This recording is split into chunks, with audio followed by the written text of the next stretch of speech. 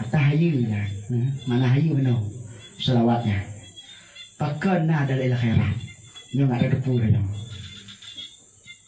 Bak tiwa tiro syekh ulama sufi. Ya kan? Bak tiwa ya joi bak tabon ngro.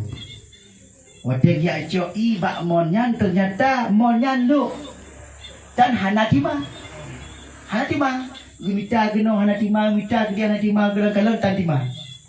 Jadi tiga kalang-kalang tima hanatima, tiba-tiba trok tidro anak inang umur 14 tahun. Ya cok ilamonyan cik. Wata ya cok ilamonyan, kalang tima hana cik. Gemita-mita kena hana lek menggeludah di lamon. Legang geludah lamonyan, ie nya mendu. Ie punah mon, bicak yui. Dia kerja syekh dia punah. Syekh dia ulama sufi yang paling megah katanya. Dia tanya mbak anak miknya, wahai anakku, pakai dirinya hotel ludah, punah. Punah amalan, punah kelebihan kata. Dia tanya mana? Syekhnya.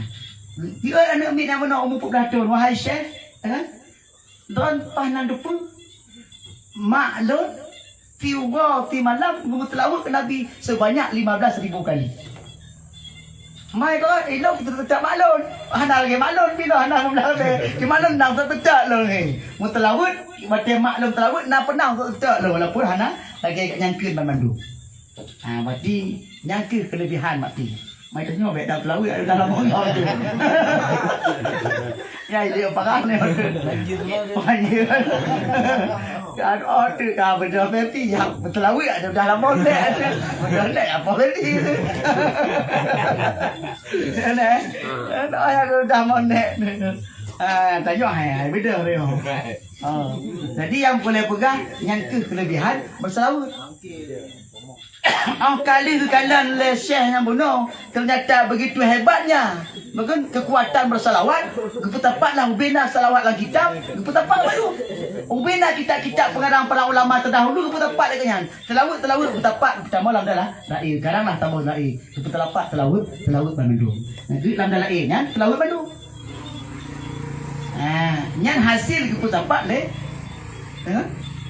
Tuan Syekh Jazuli.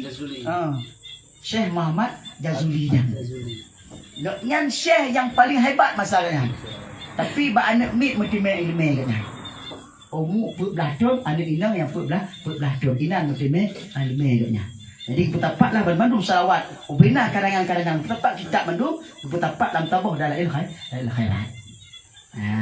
Nyok sejarah kenapa terjadi dalam ilmu khairat.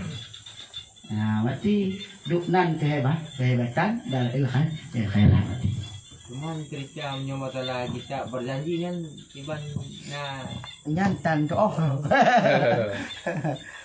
Nasi darah berocit juga. Tadi kan batal kita banyak kan nasi darah apa tadi kan. Awal nasi darah baru hidup kita.